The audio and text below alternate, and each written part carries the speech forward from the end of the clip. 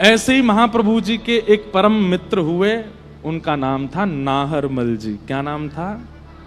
नाहरमल। ये नाहरमल जी देवबंद में ही रहते थे, लेकिन श्री हितरवंश महाप्रभु जी के जाने के बाद ये बड़े बेचैन हो गए। इन्होंने कहा कि भाई हमारे प्राण हरिवंश जी अब नहीं है जब यहां पे, तो हम कैसे रहें, हम भी जाएंगे वृंदावन। विचार कीजिए, घर परिवार संपत्ति सब छोड़ करके वृंदावन आ गए, सबको हाथ जोड़ दिए। घर परिवार के लोगों ने खूब रोका, नहीं रुके, बोले अब अगर मुझे रोका तो मेरे प्राण चले जाएंगे, मेरे प्राण निकल जाएंगे, मैं रह नहीं पाऊंगा, मुझे जाना है वृंदावन। और श्री नाहरमल जी वृंदावन आ गए। वृंदावन आते श्री राधा वल्लभ लाल जी का दर्शन किया, महाप्रसाद पाया। अच्छा, एक बात आपको हम बोल दें, थोड़ा ध्यान से सुनिएगा। हम पहले दिन से चर्चाएं सुनते आ रहे हैं। पहले दिन श्री चैतन्य महाप्रभु की चर्चा सुन रहे थे, फिर उसके बाद हम लोग अब हितरवंश महाप्रभु की चर्चा सुन रहे हैं। कल से स्वामी श्री हरदास जी की चर्चा सुनेंगे। इन चर्चाओं में कई लोगों के मन में यह संशय आ सकता है, बोले ठाकुर जी के दर्शन से ऐसा कुछ प्रभाव नहीं हो रहा, महापुरुषों के दर्शन से वो हिल रहे हैं, उनके नेत्रों से आंसू आ रहे हैं, कंपायमान हो रहा है। बोले कहीं ना कहीं आप आचार्यों के दर्शन को इतना प्रधान क्यों बता रहे हो? भैया एक बात ध्यान से सुनना, अटपटी नहीं लगेगी बात, और लग रही है तो गलत है। ठाकुर जी जो है ना, वो अचल ठाकुर जी हैं, और आचार्य जो हैं वो सचल ठाकुर जी हैं, वो चलते फिरते ठाकुर जी। श्री बिहारी जी तो अचल निकुंज में विराजमान है, पर स्वामी श्री हरदास जी तो चलते फिरते बिहारी जी हैं। इसलिए उनकी उपस्थिति परिणाम कर देती है जीवात्मा पर। ये महापुरुष विराजमान है, ये महापुरुष विराजमान है, ये सब संत जन जो विराजमान है, ये चलते फिरते ठाकुर जी हैं, ये चलते फिरते लाल जी हैं। हमारे श्री हरिराम व्यास जी का एक पद है, और व्यास जी की चर्चा आवेगी तो सुनाएंगे। व्यास जी कहते हैं कि भैया कोई भी व्यक्ति से मिलो, वो तो कहते हैं किसी भी वैष्णव से मिलो, उसमें दोष मत देखो। हम कह रहे हैं भैया वो लालची आदमी भले ही वृंदावन में रहता है, लेकिन इतना लालची, उसमें लालच नहीं देखें। बोले नहीं नहीं नहीं, लालची मत देखो। तो बोले क्या देखो? उसमें वामन भगवान देखो। वामन भगवान कैसे थे? बोले देखी कि महाराज बलि ने तीनों लोक ले लिए, सो तीनों लोक उससे हरण करने के लिए वामन बन के पहुंच गए, और संकल्प लेते ही विशाल होकर के तीनों लोग नाप ले लिए। किसी में लालच का अगर गुण दिख रहा है और वो वैष्णव है, तिलक लगा रखा, उसमें वामन को यहाँ में वामन भगवान की बड़ी कृपा है। यहाँ पे कोई वैष्णव तिलक धारण करता है, एकादशी नियम करता है, कंठी पहनता, क्रोध ही बहुत है। ओहो, परशुराम जी कृपा बहुत है यहाँ पे, उसमें परशुराम जी बैठे हैं। कोई वैष्णव तिलक धारण करता है, लेकिन बड़ा चंचल, बहुत उद्यमी है, हमारी तरह खूब उधम मचाता है। यूं समझ जाओ यहाँ में ठाकुर जी बैठे हैं भैया, भीतर चंचल लाला हैं, वही आते उधम मचवाते रहे। और कोई तिलक लगाता है पर बिल्कुल धीर गंभीर शांत, मंद मुस्कान है बस मुख पर, ना कोई ज्यादा प्रतिक्रिया, ना कोई अपमान कर जाए तो बुरा नहीं लगता, सम्मान कर जाए तो कोई ज्यादा खुशी नहीं। राम जी की कृपा, बिल्कुल देखो, बिल्कुल भोले भाले राम जी हैं ये तो। हरिराम व्यास जी कहते हैं किसी भी वैष्णव को देखो, उसमें उस गुण को किसी ना किसी ठाकुर जी के अवतार से जोड़ करके उसका दर्शन करो, उसमें दोष मत देखो, फिर आपको दोष दिखेगा ही नहीं। दोष कब तक दिख रहा है? तब जब तक आपने उसको मानव मान लिया। कोई बहुत खाता है, पूरे दिन खा तो ही रहे महाराज, भोजन ही कर तो जा रहा हो, जब देखो या भूख ही लगी आवे, इतनी टेंशन में है कि कल एकादशी है, कितना खा लें आज, कितना खा लें आज, कितना खा लें, भल ले पेट में। और उसको देख करके सामान्य भाई देख, तू वैष्णव काय को तने तिलक ले रखा, काय को कंठी पहनने की, उतार दे सबन ने, तेरे को एकादशी भार लग रही है? नहीं, ऐसे दोष नहीं। देखो जगन्नाथ जी बैठे यहाँ में, जगन्नाथ जी हैं यहाँ के भीतर, जगन्नाथ जी बैठ करके पब्बा रहे हैं, एकादशी पे वो धैर्य नहीं धर पा रहा है। हरिराम व्यास जी के इस सूत्र को यदि अपना लिया जाए तो किसी में दोष दिखेगा? कभी नहीं दिख सकता। भैया ये आचार्यों को ऐसे जुगल किशोर नहीं मिल गए, ऐसी राधा, इनके गुण देखो और उन गुणों से सीखो। इसलिए यहां आचार्यों के दर्शन की महिमा बताई जा रही है, क्योंकि आचार्य चरण चलते फिरते ठाकुर जी हैं, चलते फिरते प्रभु हैं। आप हमारी इस बात को विश्वास मान लीजिए, कल को हमारे गोरेलाल कुंज वाले महाराज जी पूरे विराजेंगे विश्राम तक, जब कल आवे यूं ही विचार करियो कि देखो ये साक्षात कुंज बिहारी श्यामा प्यारी दोनों इनके हृदय में बैठ के आ रहे हैं। आपको अनुभव हो जाएगा कि बैठे ही हैं। यहां जो महापुरुष पधारते हैं, देखो हमारे सब संत जन पधारे हैं, सबके भीतर कुछ ना कुछ भाव दिख रहे हैं। नंदू भैया ऐसे लग रहे हैं खाटू श्याम बाबा ही बैठे हैं का। हमारे चित्र विचित्र बाबा, इन दोनों उनको देखो तो ऐसा लगे कि हमारे श्री स्वामी श्री हरदास जी के परंपरा के दो और निकुंज की दो सहचरी हैं। हाँ, एक चित्रा सखी हैं, एक विचित्रा सखी हैं, दोनों सखी हैं। सब में वैष्णव दृष्टि रखो।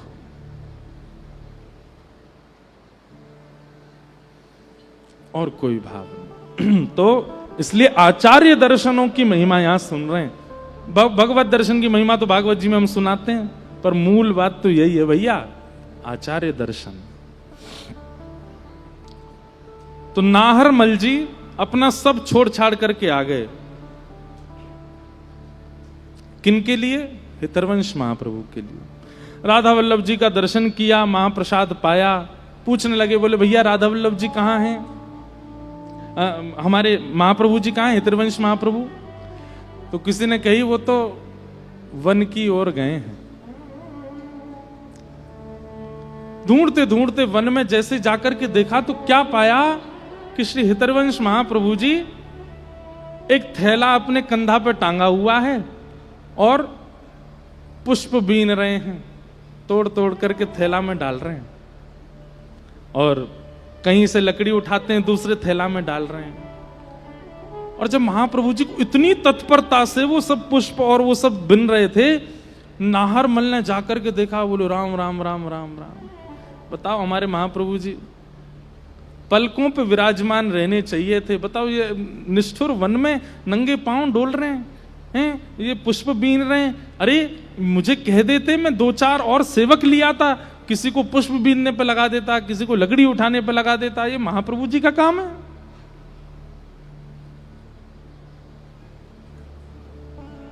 नाहरमल सामने गया हाथ जोड़ करके, महाप्रभु जी, अरे अरे नाहरमल तू आयो भैया, कब आयो देव बनते? बोले आपके दर्शन के बिना रह नहीं पाया, सब छोड़ छाड़ के आ गया। अरे तेरे तो नेक नेक से बालक। बोले अब सब राधा वल्लभ जी सब पे कृपा करेंगे, मैं सब छोड़ छाड़ के आपकी शरण में आ गया हूं और अब मैं यहीं रहूंगा। अरे भैया बहुत बढ़िया कियो तेने, तू वृंदावन आ गयो, मुंह को बड़ा सुख मिलो तो ये देख करके। लेकिन नाहरमल बोलो मुझे सुख नहीं मिला आपको देख के। ऐसे काय को बोला भैया? बोले आप साक्षात महाप्रभु हैं, आप हितरवंश महाप्रभु हैं, आपके इतने अनुयायी, इतने सेवक, और आप यहाँ लकड़ी बीन रहे हैं, आप यहाँ पे पुष्प उठा रहे हैं, आप यहाँ पे ये पुष्प चयन कर रहे हैं। अरे किसी को कह दीजिए भगवान, आप हटिए, छोड़िए, ये लाओ मुझे दीजिए, मैं इसको चयन करता हूं। महाप्रभु जी बोले क्यों, तेने ऐसी क्यों सोची? अरे ये सेवा कोई आपके लायक है? ये सुनते ही महाप्रभु जी के नेत्र ताम्रवर्ण हो गए, लाल पड़ गए, और चिल्ला करके बोले, अरे नाहरमल तू श्री जी की सेवा में ऊंच नीच करे हैं? जो श्रृंगार करे, जो आरती करे वही प्रधान है, और जो बेचारों लकड़ी बीने और जो पुष्प चयन करके जाए बाकी कोई योग्यता नहीं है। अरे तेने कैसे सोच ले कि ये सेवा छोटी है, ये सेवा ओछी है, वही सेवा बड़ी है जो भीतर गर्भगृह में होवे? तेने कैसे विचार कियो या काम को? अरे ये लकड़ी बीन करके जामेंगे, ये लकड़ी जाकर के चूल्हे में जाकर के जलेंगी, वहां पे पतीलो धरो जाएगा, घी डालेंगे, दाल पकेगी और बढ़िया सुंदर दाल सिद्ध है करके श्री प्रिया प्रियतम के अधर को स्पर्श करेगी। तू या लकड़ी को ओछो समझ के या को तू अपकार कर रहा है? अरे ये यानी जन्म काय को लियो? लकड़ी के ऊपर महिमा करने लगे महाप्रभु जी। बोले जन्म लेकर के प्रगट भई, फिर याकू कोई ने काट दियो, काट करके याकू हम बीन करके ले गए चूल्हे में जाकर के प्रिया जी के और श्री जी के मुख पर अधर पर विराजे वाले भोग प्रसाद को सिद्ध करने के लिए अपने प्राण त्याग रही है, और तू या के काजे कह रहे हो ये ओछी सेवा?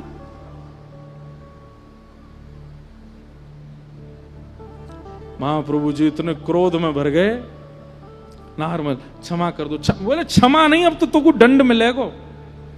हमारे श्री वल्लभाचार्य जी के चरित्र में आता है कि एक बार महाप्रभु वल्लभाचार्य जी विराजमान थे और 3 लोग रोते रोते आए।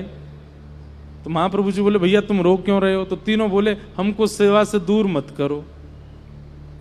महाप्रभु जी बोले कौन दूर कर रहा है तुमको? बोले नहीं बस हमको सेवा से दूर मत करो। अरे भैया बताओ तो, अपना परिचय तो दो, कौन हो तुम?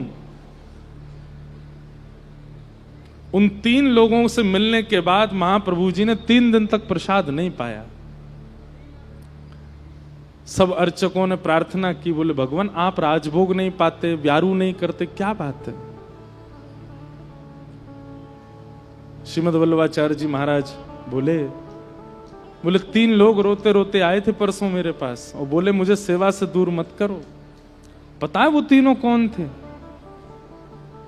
श्री जी के लिए भात निर्माण हुआ होगा रसोई घर में, और उस समय भात के माण को धो करके जो भात का जल अलग किया उसमें 3 तिनके भात के चले गए नाली में, वही रूप धारण करके आए और हाथ जोड़ के बोले हमको सेवा से दूर मत करो, हमको सेवा से विलग मत करो। ठाकुर जी की सेवा में एक सामान्य वस्तु भी आ जाती है ना, तो वह भी किसी पुण्य के कारण आई है। नाहरमल को कह रहे हैं हितवंश महाप्रभु तू सेवा छोटी बड़ी समझता है, अरे तुझसे ज्यादा भाग्यशाली तो ये लकड़ी है, कम से कम प्राण गवा करके श्री जी के अधरामृत के लिए प्रसाद तो बना रही है, तो हम क्या कर रहे हैं? अरे हमसे ज्यादा सौभाग्यशाली तो ये पुष्प हैं, अपने परिवार को छोड़ करके कम से कम किशोरी जी के कर्ण पर बैठ करके श्रृंगार की शोभा तो बढ़ा रहे हैं, और तू इनको ओछा समझ रहा है, इनका अपमान कर रहा है इस प्रकार कह के कि ये छोटी सेवा है। महाप्रभु जी ने दंड दे दिया। बोले क्या दंड? बोले जब तक तू जीवित है तेरा मुख नहीं देखूंगा।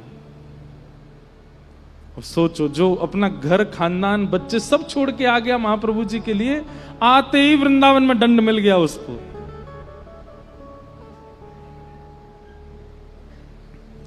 सबको कह दिया नाहरमल अगर आवे मेरे सामने तो मेरी दृष्टि नहीं पड़नी चाहिए उस पर, दूर कर देना उसको। नाहरमल बेचारे कोने बैठे बैठे रोते हैं, वृंदावन से क्षमा मांगते हैं, वृक्षों से क्षमा मांगते हैं, पुष्पों से क्षमा मांगते हैं, लकड़ियों से क्षमा मांगते हैं, सबसे क्षमा मांगते हैं। अरे आप सब भाग्यशाली, मुझसे अपराध हो गया, मैंने महाप्रभु जी के सामने ऐसी भावना क्यों रखी?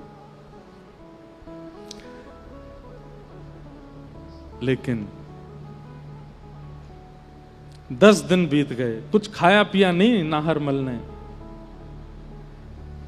तब एक दिन महाप्रभु जी सेवा कर रहे थे श्री राधा वल्लभ लाल जी की, और किशोरी जी को जैसे ही माथे पे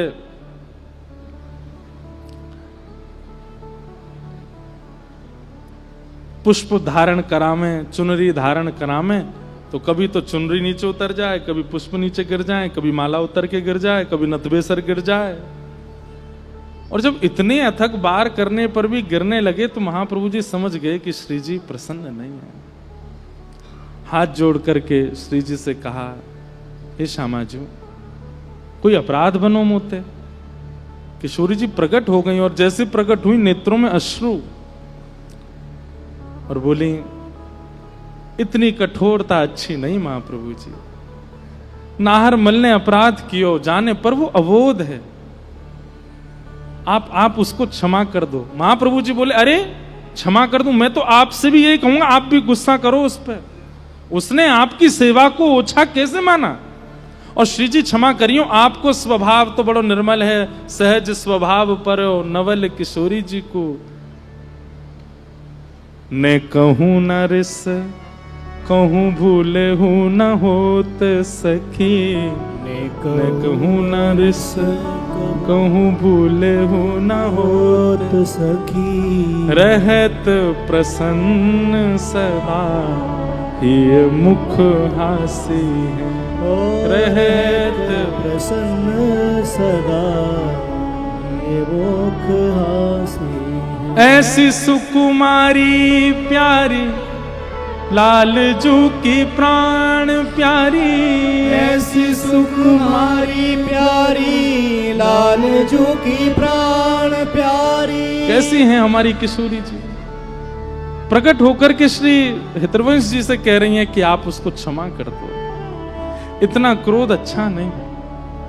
महाप्रभु जी बोले, श्री जी देखो, मेरे अंतरंग भाव को आप समझो, अगर मैं गुस्सा नहीं करूंगा तो ये बाकी सब भी आपकी सेवा को ऊपर नीचे करेंगे, कोई सेवा बड़ी कोई सेवा छोटी ऐसा मानेंगे, या हमारी ये मेरो करना आवश्यक है। श्री जी बोली, अब है गयो, अब जाओ और जाकर के नाहर मल को स्वीकार करो, ये मेरी आज्ञा है, मेरी प्रसन्नता के लिए करो। महाप्रभु जी बोले, अब जाकू आप स्वीकार कर ले, वाकू कौन छोड़ सके हैं, जहां पे आपने दृष्टि डाल ली। वास्तव में बंधु एक बात बताएं आपको, अंतरंग बात,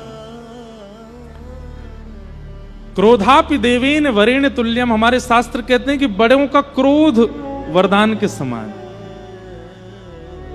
वास्तव में नाहर मल के इस त्याग को देख करके महाप्रभु जी चाहते हैं इसको मैं नहीं, प्रिया जी स्वीकार करें, या पे प्रिया जी कृपा करें, या कुछ श्री जी स्वीकार करें। इसलिए ये पूरा नाटक किया महाप्रभु जी ने, क्रोध करने का, ना देखने का, 10 दिन तक उसको दृष्टि से दूर, क्योंकि वे चाह रहे हैं। सब आकर के महाप्रभु जी से कहते हैं, ऐसे मत करो ना, नाहरमल सब छोड़ो, तो भी देखना बंद कर दूंगा अगर तू बाकी सिफारिश लेके आवेगो तो। इतना क्रोध महाप्रभु जी, अरे भाई वो आचार्य चरण, उनको क्रोध नहीं आता,